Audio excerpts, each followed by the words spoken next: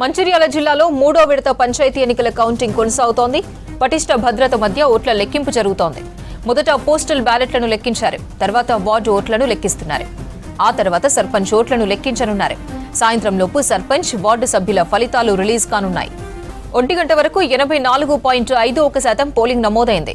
చెన్నూరులో 87.99%, భీమారంలో 88.19%, కోటపల్లిలో 85.98%, జైపూర్లో 80.64%, మందమరిలో 79.24% polling నమోదైంది. అత్యధికంగా భీమారం మండలంలో 88.19% పోలింగ్ నమోదైంది.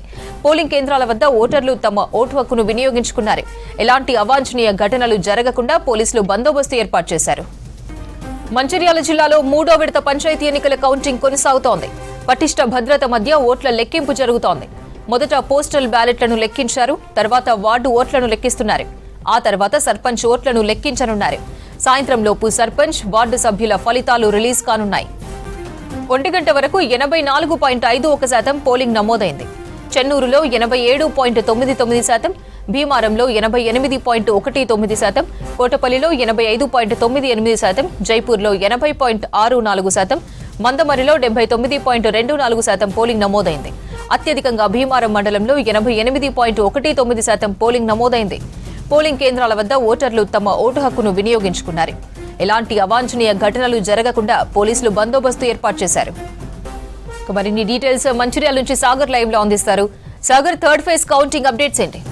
Yes Aparna, third phase counting కొనసాగుతుంది. ఒక్కొక్కటిగా చిన్న చిన్న గ్రామ పంచాయతీలు ఏవైతే ఉంటాయో అవి ఒక్కొక్కటిగా గెలుపోవటంలో తెలియజేస్తున్నారు. ఇప్పటి వరకు ఇటు మంచిర్యాల, పెద్దపల్లి, అదేవిధంగా జగిత్యాల జిల్లాలోని ధర్మపురి, అదేవిధంగా మంతని నియోజకవర్గంలోని పోలింగ్ కేంద్రాలకు సంబంధించిన అప్డేట్ ఒక్కొక్కటిగా వెలువడుతుంది. ముఖ్యంగా ఈ ఎక్కువగా ఇప్పుడు వచ్చిన స్థానాల్లో మెజార్టీగా కాంగ్రెస్ పార్టీ ఎక్కువగా కైవసం చేసుకుంది. ప్రస్తుతం మనము చూడొచ్చు, ఒక కౌంటింగ్ సెంటర్ దగ్గర ఉన్నాము. దాదాపు ఇది మంచిర్యాల జిల్లా, ఇది ఇందారం కౌంటింగ్ సెంటర్ వద్ద ఉన్నాము.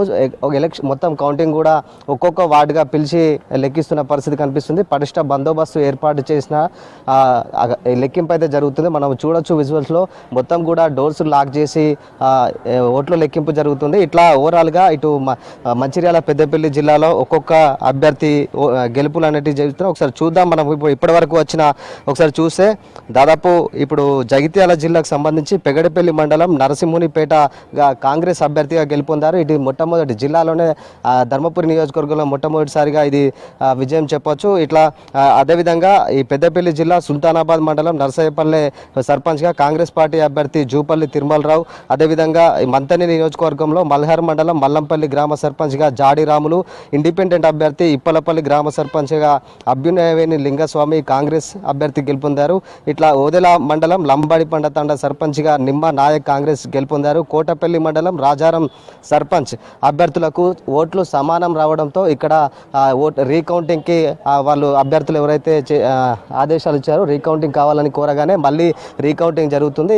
కొన్ని ప్లేసులలో సమాన ఓట్లు రావడంతో కూడా వార్డు సంబంధించి ఇప్పుడు జగిత్యాల జిల్లా వెల్గటూరు మండలం కోటిలింగాలలో కూడా ఒక వార్డు సభ్యులకి ఇద్దరు సమాన ఓట్లు రావడంతో టాస్ గెలిచి అభ్యర్థులను అయితే గెలుపొంచడం జరిగింది. ఇట్లా ఓవరాల్గా ఒక్కొక్క అభ్యర్థి గెలుపోవడంలో వస్తున్నాయి.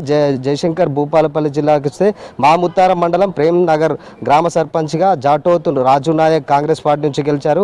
ధర్మపురి మండలం ఆక్సాయిపల్లె గ్రామ సర్పంచ్గా ఎదుల మహేష్ కాంగ్రెస్ పార్టీ, బుగ్గారం మండలంలోని చంద్రయ్యపల్లె గ్రామ సర్పంచ్గా గాదే మహేష్ 130 ఓట్లతో ఇండిపెండెంట్ అభ్యర్థి గెలుపొందారు. ఇక పెగడపల్లి మండలం నరసింహునిపేట సంధి రాజమణి గెలుపొందారు. 78 ఓట్లతో గెలుపొందారు.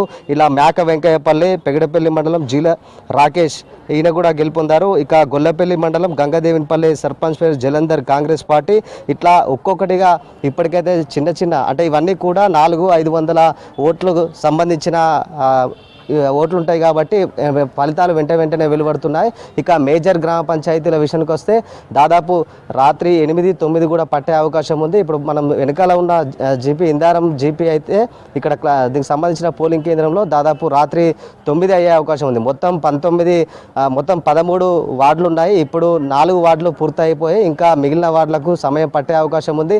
మొత్తము 5,000కు పైచిలుకు ఓటర్లు ఇక్కడ ఎక్కువగా ఉన్న నేపథ్యంలో ఇంకా రిజల్ట్ అనేది కొంచెం కొంచెం వేగంగానే ఓట్ల లెక్కింపు జరుగుతున్నా కూడా సమయం వచ్చేసరికి 9 కూడా అయ్యే అవకాశం ఉంది. ఇట్లా ఇప్పటికి సంబంధించి ఇటు పెద్దపల్లి మంచిర్యాల జిల్లాలో ఎక్కువగా మేజర్ గ్రామ పంచాయతీ మండల హెడ్ క్వార్టర్లకు వచ్చేసరికి మండల కేంద్రాలకు సంబంధించిన అయితే కంపల్సరీ 9 పట్టే అవకాశం ఉంది. ఒక్కొక్కటిగా వార్డు సభ్యులకైతే చేస్తున్నారు. వార్డు సభ్యులు ఎవరైతే గెలుస్తారో గెలిచిన అభ్యర్థులను ఒక రూమ్లోకి తీసుకెళ్తున్నారు. ఎందుకంటే అభ్యర్థులను బయటికి పంపించలేరు.